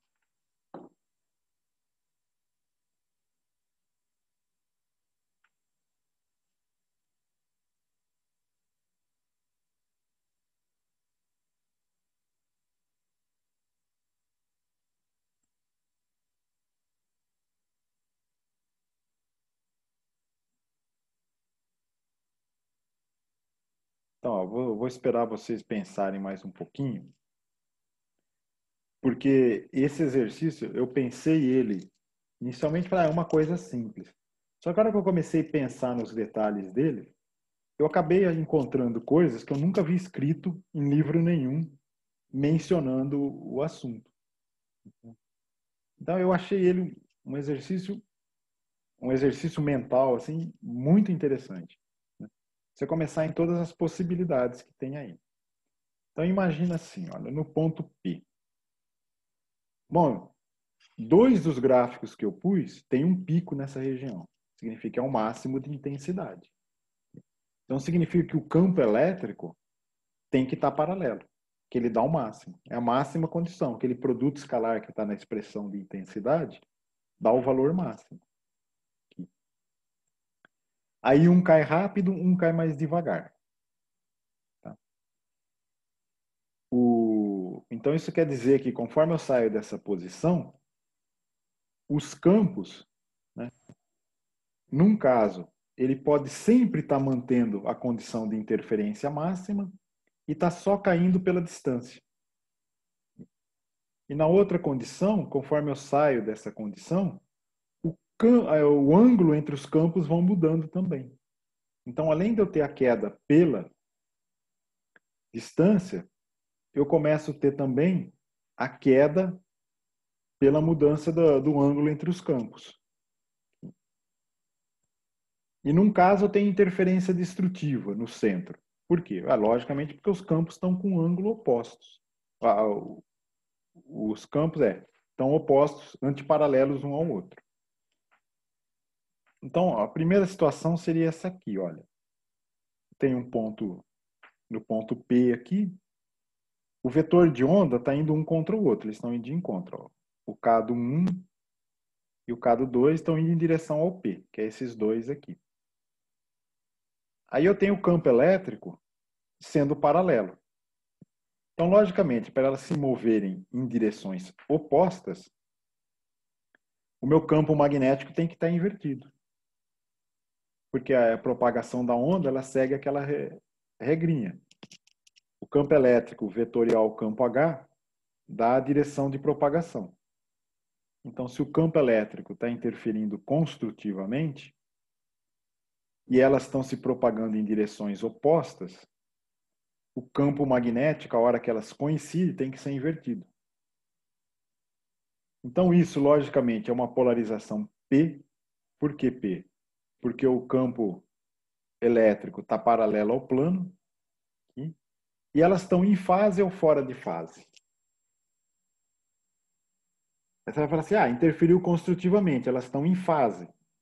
Não, elas estão fora de fase. Elas estão defasadas de 180. Por quê? Porque o K está invertido. Eu só posso comparar elas quando o K está na mesma direção. Ou seja, eu tenho que transladar as fontes por uma em cima da outra e dar a mesma configuração para se elas estiverem em fase. Que nem se eu pego essa parte de baixo aqui, o H2 e o E2, e ponho em cima da outra e viro para o K ficar igual, né? Ficar na mesma direção, você vê que o campo elétrico fica oposto. Mas eles estão coincidindo ali, porque as fontes estão com 180 graus de defasagem. Então, o delta 1 e o delta 2 estão defasados de 180. Por isso que duas ondas se propagando em sentido opostos, o campo se superpõe positivamente no meio do caminho, porque elas têm uma defasagem de 180. Vocês conseguiram ver isso? Imagina, esse vetorzinho aqui, que é o vetor K, vira isso aqui para ele ficar aqui. E pega esse aqui e vira para cima para ele ficar na mesma direção. Aí você vai ver que esse E está para cima e esse E está para baixo. Tá? E aí, conforme eu for aumentando a distância, depois eu vou pôr embaixo. O que mais tem de interessante aqui? Olha, tem uma coisa muito interessante, que é uma coisa que eu nunca ouvi pessoal discutir a respeito disso. O campo elétrico, beleza, estou somando aqui, interferência constitutiva do campo elétrico. Mas o campo magnético? ele está oposto. Então, se as fontes têm a mesma propriedade, são fontes idênticas, apenas deslocadas na fase e na posição, aqui, esses campos magnéticos vão se cancelar. Aqui. Aí toda a energia naquele ponto está no campo elétrico. Aqui. Aí você fala, mas o que aconteceu? Isso importa para alguma coisa? Eu acho que sim. Se você tiver, por exemplo, com uma antena para medir campo elétrico, você vai estar vendo o sinal. Se você tiver com uma antena, que nem aquela que o Rafael discutiu na última aula de exercício, que era uma bobina para captar o campo magnético, você não está vendo nada, porque campo magnético você não vai ter nesse ponto. Então, acho que tem uma diferença de como você faz a recepção do seu sinal. Vamos ver a próxima configuração que tem. Ó, a próxima configuração é essa aqui. Ó. Essa aqui é as fontes emitindo em fase. Se elas estão emitindo em fase, a hora que chega aqui, ó, o campo magnético vai ter a mesma direção, porque ele está na polarização sigma, né? Ele está para fora ali. Então ele percorreu a mesma distância, vai chegar do mesmo jeito, mas o campo elétrico está invertido. Por quê? Porque elas estão se propagando em sentidos opostos. Eu tenho que inverter um dos campos. Então, nessa condição, olha, polarização P também, né? E diferença de fase zero. Então, essas duas, só que a hora que eu for para aumentando a distância, vocês vão ver que o ângulo entre os campos vai mudar e eles voltam a interferir construtivamente. A outra é essa aqui. Agora eu mudei a polarização. Eu estou pegando um campo elétrico, seja qual for essa fonte, né? Então, vamos considerar que seja uma fonte que ela está emitindo, propagando onda, não com o campo elétrico no plano, mas perpendicular ao plano, que é a polarização S. Aqui. Aí, nesse caso, olha, se o campo elétrico está para cima, ele vai interferir construtivamente. E aí, conforme eu for aumentando a distância, eles vão estar sempre em fase, porque o ângulo entre o campo E10 e 20 é sempre os mesmos, eles estão sempre paralelos. Então, eu só tenho atenuação da intensidade pela distância das fontes. E a outra, que representa o caso em que a pessoa passa ali, o veículo passa e não vê nada, é quando você tem a polarização S, mais as fontes defasadas de 180 graus. Aí aqui eles sempre interferem destrutivamente. Você nunca vê nada aqui. Mas para o campo magnético você vê. O campo magnético vai estar interferência construtiva do campo. Aqui é construtivo e depois vai caindo. A hora que vai aumentando a distância. Então, depende da recepção que você tem, você consegue ver. E agora, isso a gente fez para o ponto P, ó, análise para o ponto P. Para o ponto S, como é que é essa análise? Ó, K1 vindo para cá e K2 vindo para cá, indo em direção ao veículo. Aqui você tem o campo elétrico, agora fazendo um ângulo entre eles. Então, em vez de dar interferência 100% construtiva, eles vão caindo. Só que conforme isso aqui vai ficando distante, eles estão em fases opostas, né? É diferentes fases de 180 graus. A hora que esse carrinho está muito aqui, né? Esse K é quase paralelo a esse K1, mas o campo elétrico fica oposto entre eles. Aqui. E o campo magnético também. Então, nesse caso, realmente você não tem nada. Você tem interferência destrutiva de ambos os campos. Aqui. O campo magnético sempre interfere destrutivamente. Aqui. E o campo elétrico com o ângulo. Então aqui, quando ele está fora de fase, aí sim, fora de fase você percebe que a hora que os campos estão alinhados, aí você destruiu completamente o sinal. Aí no outro, ó, é polarização P também, mas eles estão em fase. Ó. Olha, vai virando o K1 até ele ficar paralelo aqui, ó, você vê que os campos vão ficar todos paralelos. entre eles. Então aqui você tem interferência construtiva, né, de todos os campos, só que tem ainda um ângulo entre o E1 e o E2. Então quando eles estão os 2K para cima, os campos elétricos ficam opostos, que é aquela curva que está lá, que ela é zero no meio, depois ela sobe e aí depois ela cai. Só que a hora que ele vai indo para infinito, a interferência entre os campos elétricos vai aumentando, né? Porque eles vão ficando paralelos, mas aí você tem a queda na intensidade, porque a amplitude do campo vai caindo com a distância. E aqui as outras situações, né? Quando o campo elétrico está paralelo entre eles, vai sempre ser construtivo, você só tem queda com a distância. E aqui é sempre destrutivo, não importa que posição que você está aqui. Você só tem interferência parcial, o campo elétrico é sempre destrutivo, né? Mas o campo magnético você tem alguma componente. Então, a hora que faz esse negócio de interferência, o pessoal fala, olha, só analisa o campo elétrico, né? Mas cuidado com isso, porque depende da situação que está, você pode ter interferência destrutiva do campo elétrico, mas não do campo magnético. Então, o que acontece nesse caso? Por exemplo, se eu estou olhando a luz como fótons, não vou medir o campo elétrico, o campo magnético. Então, eu não vou achar nenhum fóton ali, mas se eu pôr uma bobina capaz de detectar campo magnético, eu estaria detectando campo magnético? Então, eu tenho ou não tenho? Não sei. Isso é uma tarefa para vocês. Pesquise se vocês acham alguma coisa a respeito disso. Não achei nada. Tá? Nenhum livro-texto que vocês têm aí, a não ser que comentem algum exercício lá que eu não li, eu não achei nenhum comentário sobre isso. Tá bom? Mas quando os campos vão para infinito, né, aquela aproximação de campo distante, aí esse fato da polarização já não importa tanto. Tá? Bom, é isso, pessoal. A aula de hoje era isso. A aula que vem, a gente vai continuar nessa parte de interferência. Então, tem os exercícios que o Rafael propôs para vocês. Tem alguns interessantes aqui, ó. A gente vai estar vendo coisas desse tipo aqui. É isso aqui, por exemplo. Ó. Você tem interferência, a luz vem, bate e volta. Aqui o caminho vai mudando. Você vai mudando a interferência. Tente dar uma olhada nesse tipo de problema. A gente vai ter interferência em película.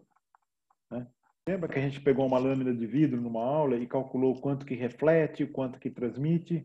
Aí, cada vez que reflete numa interface, o campo elétrico pode mudar a fase, dependendo se quem tem índice de refração maior ou menor.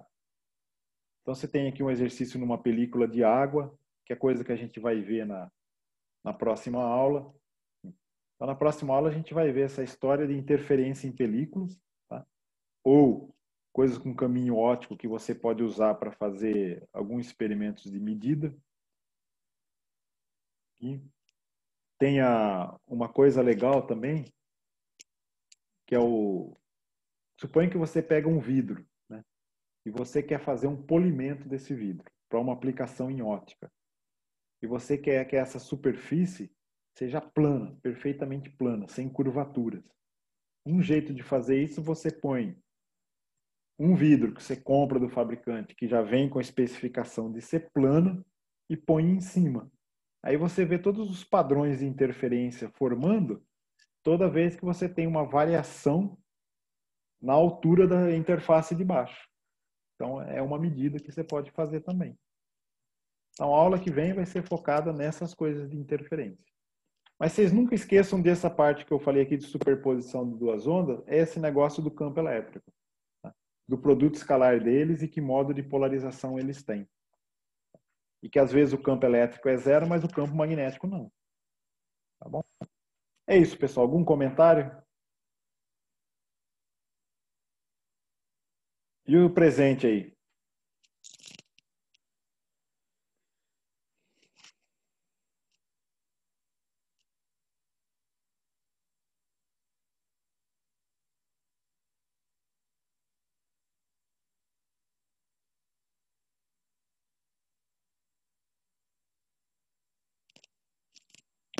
Bom, então é isso. Ó. Boa noite para vocês, bom descanso e até quarta.